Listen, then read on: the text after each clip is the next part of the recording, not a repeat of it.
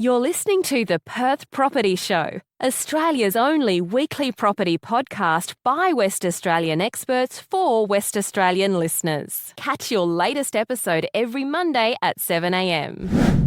Good morning, everyone. Welcome to the Perth Property Show. My name's Trent Fleskens, your host as always. This week we have a special episode. I've been able to drag Brendan Ptolomey back into the studio pre-Christmas, outside of our usual quarterly updates, to have a conversation proactively around trying to make sure that we aren't in this situation in 2031. I think it's pretty obvious that 2026 is going to look very similar to 2025, with the one hold being global events that we are unaware are about to happen. But when you think on a micro level, it looks very obvious to us on this table that 2026's dynamics are unfortunately look very similar to 2025. Instead of reflecting on that and complaining about it and pointing it out, we thought we'd spend some time putting our heads together, reflecting on how we might actually, as a community, be able to improve the situation over time.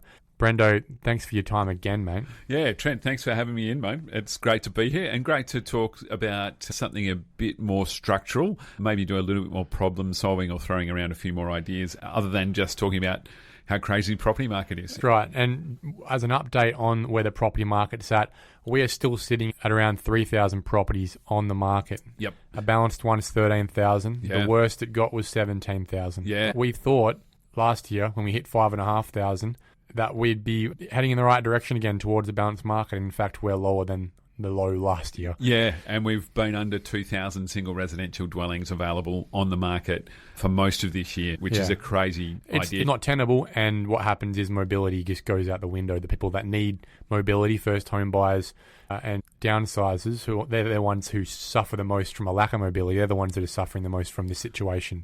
Yep. That's that reality. We're still bringing in about 75,000 people a year. They need about 30-ish thousand new homes. We're building 21. And that's as good as it's been, actually, in terms of that ratio for the last 5 years. Yeah, we got a pat on the back for getting to 21,000. Yeah, we were the best of the shit, yes, essentially, in terms of our productivity and ability to solve a problem that, to be fair, is not our doing. We don't determine how many people come into this state and need a roof over their head as a basic need. The federal government does that. We just have to deal with what we get. And because we're doing so well as an economy, because we're such an attractive place to live, we're getting the lion's share as a percentage of immigration, and no one could keep up with this. No, absolutely. And we also need the percentage of people that come in, migrating into WA from the East Coast or overseas, with a skill set to help us with this crisis that we've got. We still need those people coming here. What we know is that the amount of people who are actually here that can help is less than 5% of those people. Yeah. That's mental. What is everyone else doing coming here? Is it just grandmas? It's a very good question, and we could really do with some help from the federal government in terms of classifying those people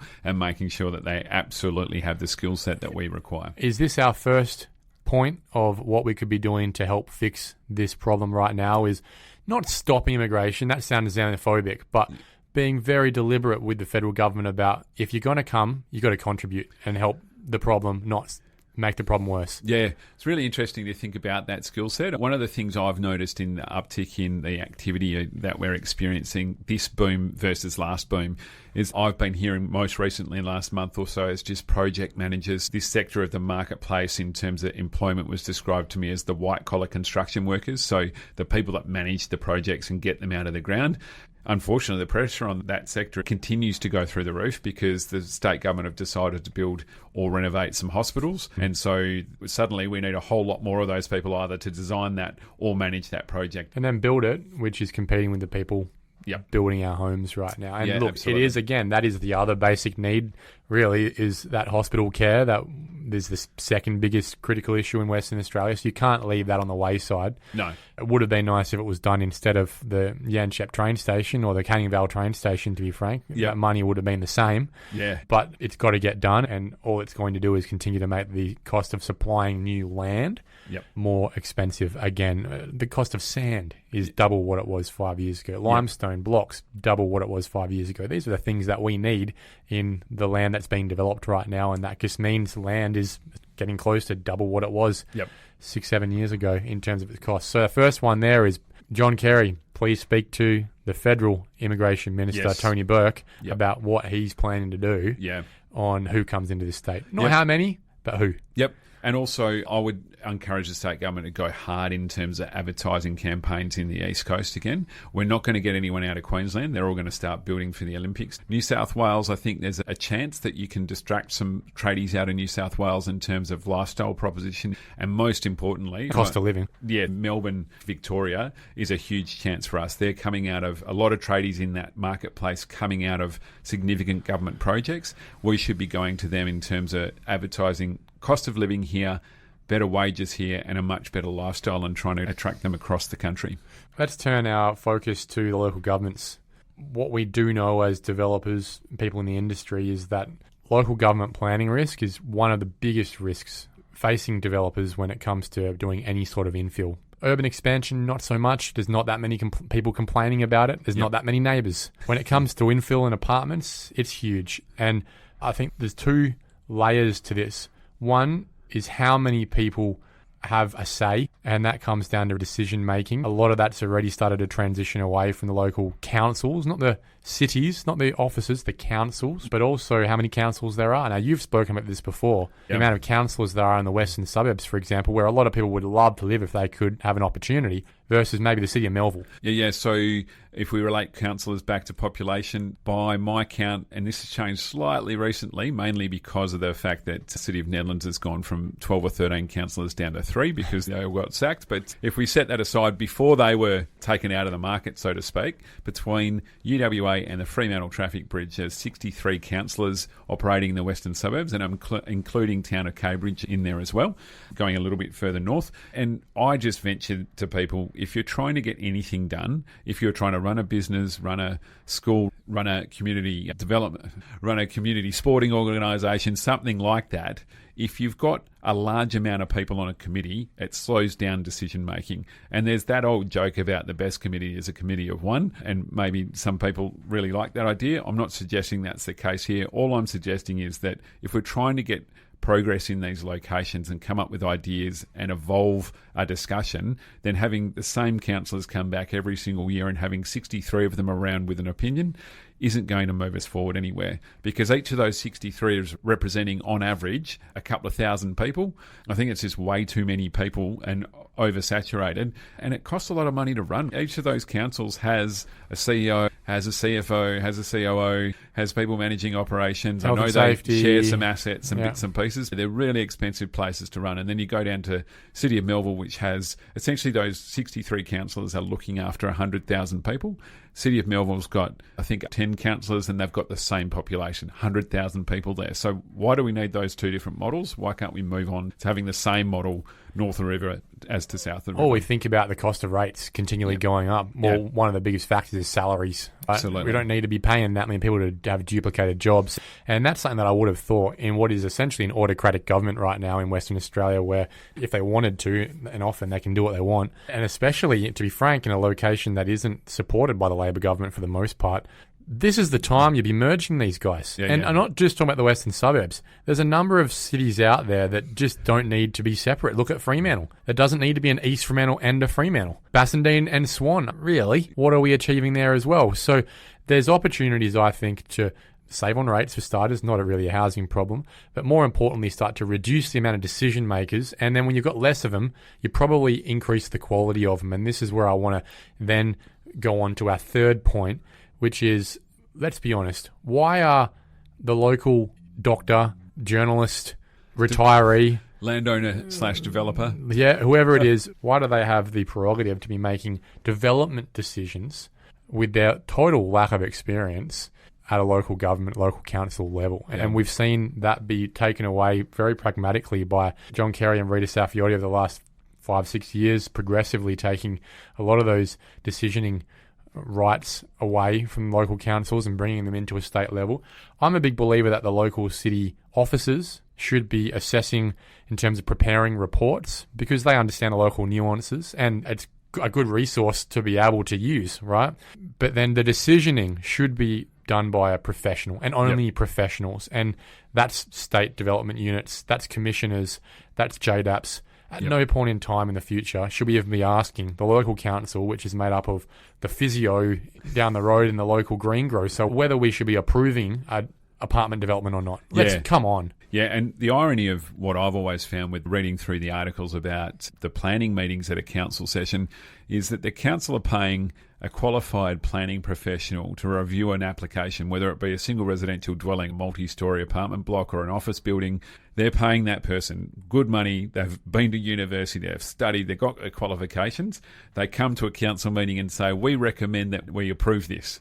And then you've got elected officials who are there because we're obsessed with some sort of democratic process here in local council, who, as you're saying, may not have any professional qualifications, may not even be able to read the set of plans that's in front of them. And they sit there and go emotionally, through an emotive decision, we're not approving this. Or the people in my street have all got together and come to me and said, we definitely don't need apartments at the end of the street. That's great, but none of them can read plans either, and none of them have been to university in a planning course. They probably haven't read the planning scheme either. And so you've got a professional who's making a recommendation. And I just find this is quite unbelievable. In your business life or private life, if you need professional help in terms of advice, you go and pay someone for that, and it's very rare that you would pay someone for that advice or even to do something for you. And a tradie that's a specialist come and do something, then you go, oh, hang on, I'll ask my uncle. You're the expert. Yeah. Don't do it that way, because I've got an opinion about whether you should do it that way or not, or I'm not going to accept the advice that I just paid for. So that's point number 3. Remove all planning, decisioning and authority from the councillors of local councils. Yep.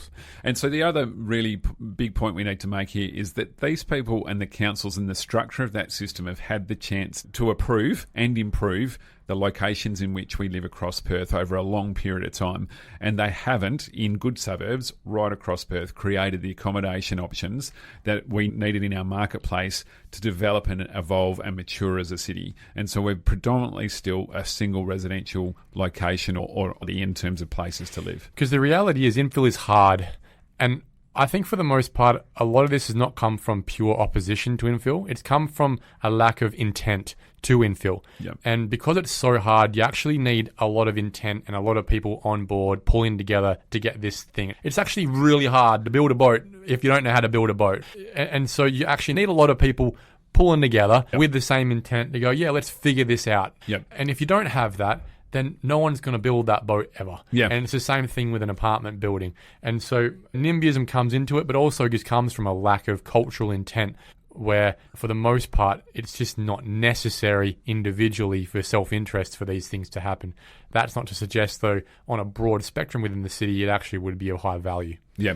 And what I'd propose to people in terms of if you're in your location and you love where you live and you're opinionated about some density coming to that area, we all are, and I'm also worried about it, but ask yourself where you're moving to next. When the kids leave home or mum needs somewhere else to move to and they're on a 1,000 square metre block or a 500 square metre block in a big house, how are they downsizing and staying in their location? Because essentially we do not have the diversification of accommodation in the locations that everyone lives in to provide into the future, and we need to provide them as soon as possible.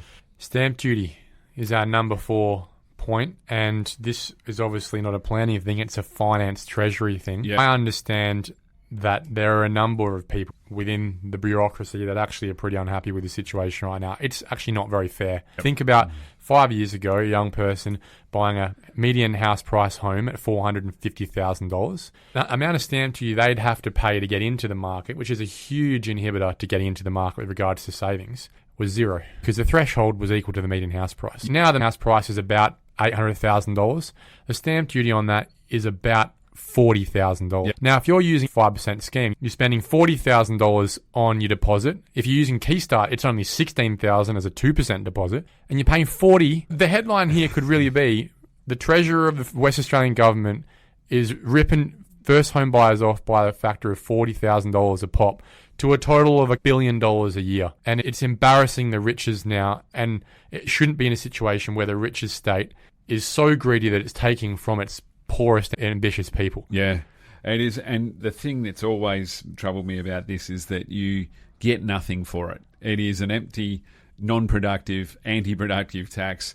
Even in the upgrader section of the market, the downgrader section of the market, it doesn't assist any of those people. And it's really difficult argument to say just abolish it, because it's a significant amount of money contributed to our tax base in the state economy. But we have to get past this concept of these thresholds we set in marketplaces or at times in the market when they get blown out of the water really quickly and they're not contributing anything. And you could essentially go out and set a below $1 million type threshold. My preference, Brendo, would just be peg the threshold to the median house price. Yes, so right. It just flexes up and down. Yeah. And call it the REWA number because it's been going for 30 years. The REWA number is very much arm's length. Yep. Everyone watches it. You could change it every 6 months or 12 months lagged on what it was 6 months ago. And we know that if it goes down, so will the threshold. Yep. And we can work within that and that's fair, right? Yep. What we have now is just really first home buyers who can't, we spoke on our last episode in the regional market, Aurelia, Medina, Parmelia, City of Kanana, supposed to be a first home buyer's lower socioeconomic space. That's $800,000 now. Yeah. So there is really no real opportunity to buy a house Yep. in Western Australia anymore and not get slugged $40,000 by the state government for it. That ain't cool. And on the same side, on the back end, downsizing. Yeah, absolutely. And so in particular, again, it victimises the downsizer that doesn't have a huge amount of money, right? So they're trying to come out of their principal place of residence, and thankfully they've made some money or some capital value out of that in the last few years. But then you go to moving to, say, a unit, and you're giving up median house price, stamp duty on that's going to cost you 30 or 40 grand as well. And you're just giving right at the time of your life when you need to make sure that you preserve as much funds as you can to live on and not be a burden on society. Why would you be giving that back to the state government? The state government makes an argument. Why are we giving incentives to people who already have a lot of equity or cash? Look, some don't. The point is, who cares? Yeah. What we're actually focusing on here is improving mobility. Yes. Because it's actually not about the downsizer. Yep. It's about getting them out the way of that quarter-acre block so a developer can go build 4 houses for a first-home buyer, providing supply so that number doesn't go from 400 to 800 to 1.2 in the next couple of years. You stop people from moving out the way, you stop their mobility, then you stop the people who really need it getting an opportunity at the bottom end of the continuum. And so it doesn't matter. Talked about less than 2,000 single residential houses on the market. This would create more supply because it would speed up decision making. I know many agents have asked this question. How many properties would you have on the market right now if downsizers were able to be mobile? And most of them have come back with a multiple of 4 to 5 times the listings they have. Yes. Imagine if you did that to the stock on market right now. Yeah. Now you hit balanced market. Yep. And a more liquid market gives people more options. Yep. So again, it's that greed from the Treasury in the state government right now that is causing huge issues of mobility, not to mention that labour-hungry works that are being done right now that continually add to the cost inflation of building new supply in the first place. It is a huge double whammy right now. Not only are all these capital works increasing the cost of housing in the first place, new construction, by simply competitive demand. Yeah. We're then slugging people when prices go up with duties as well. Yes. Jeez, man. Have your cake and eat it too. It's exactly what's going on right now. Yeah. And it's at the detriment of young people and downsizers. Yep. Next one, Airbnbs. I thought it was worth having a chat about this, although we fleshed it out a little bit on the regional podcast that we did recently. Yep.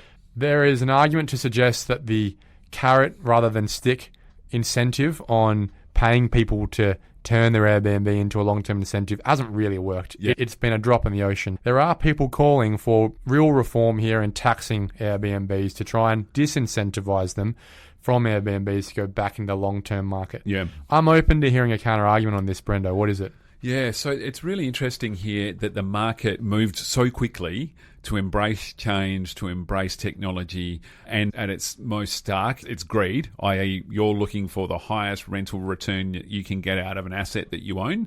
But who can blame people for going, hey, look, this is relatively easy for me to set up. It's less risky than some of the other options I've got.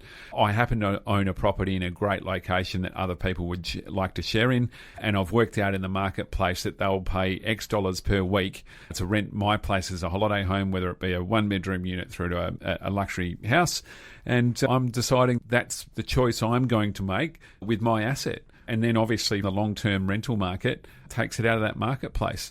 There's some other little nuances here. The person that owns the house then gets to use it plus make a rental return on it if it's their holiday home. That was difficult to do prior to the Airbnb type technology. So then You come back to trying to work out regulation around this to control it. Cities like New York, or as big as New York, have tried to solve this problem, and they're still struggling to really get their policy right, other than just going, it's banned. You're not going to do it because it affects the level of accommodation available in our city too severely. And that has a detriment to tourism and the multiplier on GST receipts and everything as well. Yeah, exactly. And having been in New York with the family, it wasn't a very big hotel room that we had to share. I think we got a 22 square metre hotel room with myself and my wife and my 2 kids. It's been more expensive than the Airbnbs in Dunsborough. There's some local councils that have got this right in saying, look, it needs to be a managed location, the situation where you've got the homeowner living there and they might be renting out, say, their granny flat, so that they can make sure that you are providing extra accommodation in the location. That is extra. That isn't robbing Peter to pay Paul. Yeah. And then zones within local councils. One that I know is prevalent would be the streets around the central piece of Cottesloe Beach there, where there are a large amount of single like bed sits and 1-bedroom units that they're within a zone of certain streets, and they are allowed to be Airbnb'd within that area. And so potentially you do that across some other local councils. Certainly there needs to be some sort of regulation to create some supply in that longer-term marketplace, longer-term rental marketplace. But it's really difficult to regulate and get it correct. I think, yeah, there are some really strong counter-arguments to disincentivizing Airbnb. Some can say it's a scourge on the market. I think it's a structural shift in the market that we haven't responded to. And that response really should have been, if we're going to be pulling out a bunch of long-term rentals to put into the short-term rental space, all right, that serves a different demand, then we need to be replacing it with new supply in that space. It's a structural shift that maximises economies but causes pain in that growth of it in the first place. Yeah. Let's get on to number 6 and talk student accommodation. Yep. We've seen quite a bit of it coming up on the terrace and up on Wellington Street and around ECU. That's fantastic to see. Yeah. Uni Lodge has just opened. Yep. And Curtin as well. Yep. Do we need more of it? Yeah, look, this is an interesting concept in that it just creates supply in our marketplace. I'm not an economist. I can't work you through the concept here of exact numbers around how many student accommodation beds we need to supply to solve the greater problem around accommodation in Perth.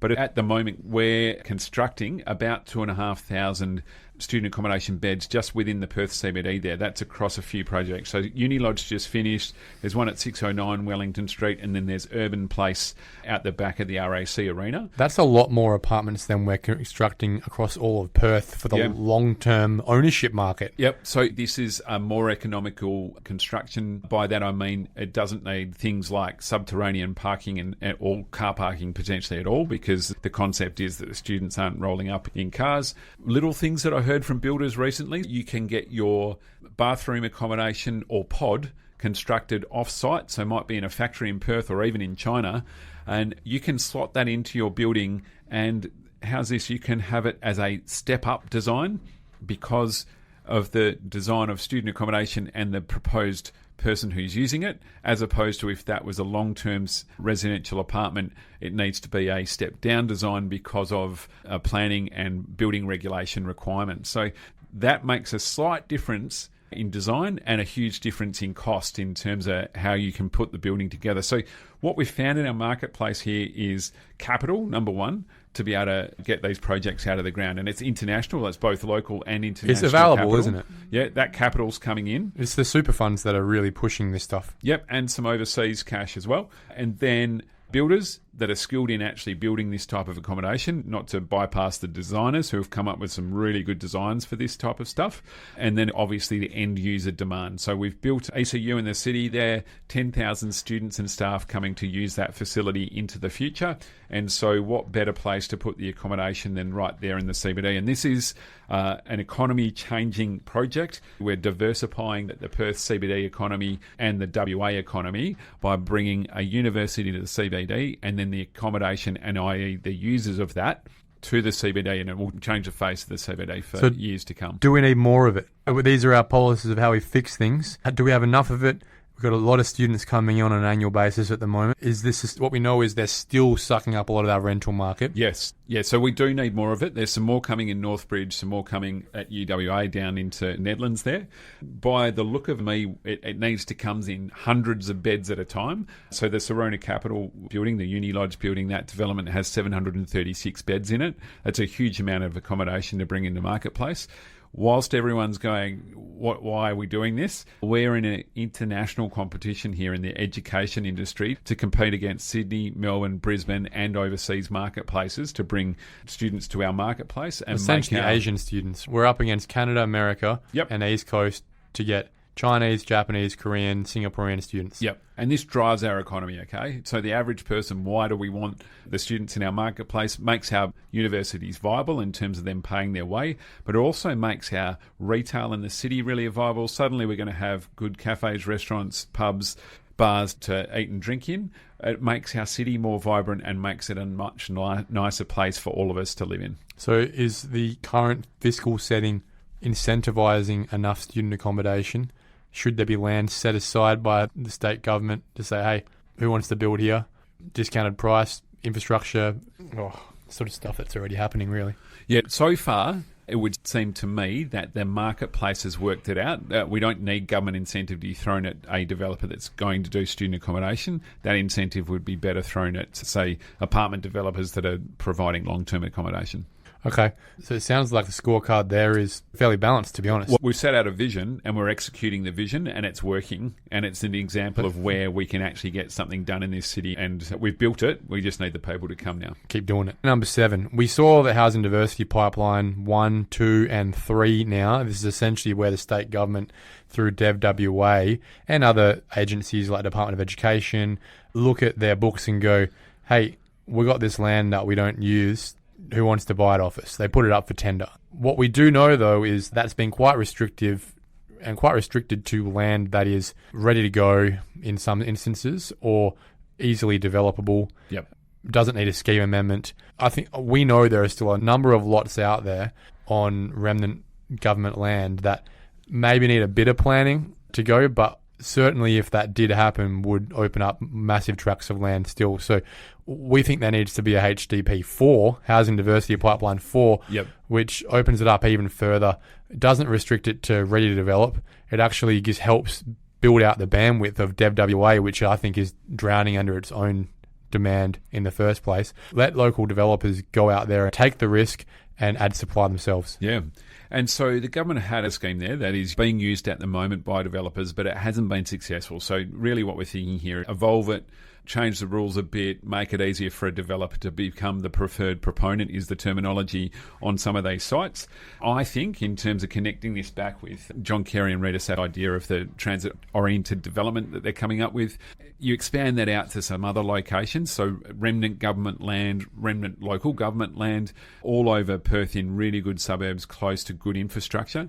If people think about, and they're in their cars now driving around, you don't have to go that far down the street to find some pieces of land that are relatively significant, that have some local or state government connection, that is sitting there having done nothing for a very long period of time. It might be, I've got a lot of examples for you, but the old power station in East Perth, there's a whole massive part of land sitting there that's doing absolutely nothing for years. They've tried to fix it. It's been remediated. We could be putting short-term accommodation there, essentially dongers for construction workers.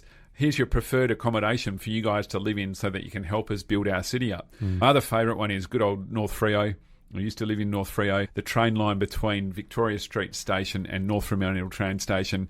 It's the old marshalling yards. It sits and looks at the ocean. I cannot believe that in a city of 2.3 million people that we don't do something with that land. Turn it into a park, but put some accommodation around it. The edge of parkland in Perth, and I know people are going to jump down the radio and want to kill me for this one. There's tracts of Bold Park where on the edge of Bold Park there is remnant bushland there. Could we build some accommodation? We did it in Perry Lakes. You build some sort of density on the edge of parkland to create a lifestyle opportunity for people. And I'm not doing this for return. I'm doing this concept for providing accommodation in good places, mobility, in good locations where people would like to actually live. You might not have to knock something down to make it happen. And I think back to the North Fremantle argument. I went to those protests to have a look at how many people rolled up, people running around saying you can't develop this. And I get that back then we thought it was for all the rich people and some of the designs were not that great. We just need to get better with the design and the planning policy. Make some of that accommodation affordable. It's on train lines, right? That the access for transport is fantastic. In fact, that whole train line from Perth to Fremantle, you could nearly bury the thing and build accommodation on the whole thing. So, Brendo, that's big. That's anyway. big. Well, I think we've spent $14 billion sending train stations out to the edges of Perth. Yep. You could have spent less than that sinking the Freo line. Yep. And that's a lot of land. You look around every big city in the world, guess what? Their train transport is underground, and we could have built a trench like we did in Subiaco and just put the thing in there and build on top of it. Who knows? Maybe that would work. I'm sure there's some fantastic planners and architects that would come up with a good solution there. And it's not over. Like, the land's still sitting there. Obviously, you need to deal with the Public Transport Authority in doing that, and that would be probably very difficult.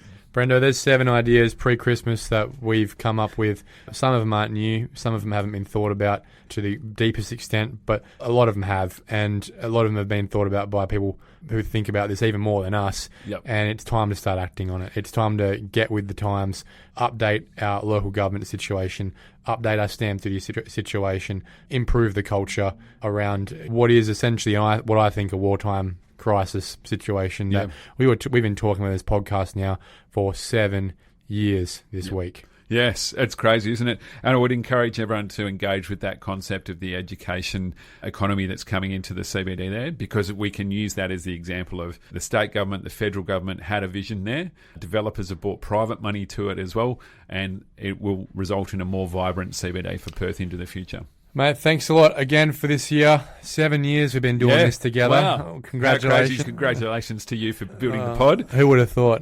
I always get fantastic feedback. So, congratulations to yourself, mate, on doing an amazing job. Thank you. Thanks for supporting it, and thanks for everyone who listens every year. If you've got some great ideas, I know there are a lot of very smart minds that listen to this podcast, send them in. Maybe you might even want to be on the pod yourself. Cheers. Thanks, mate.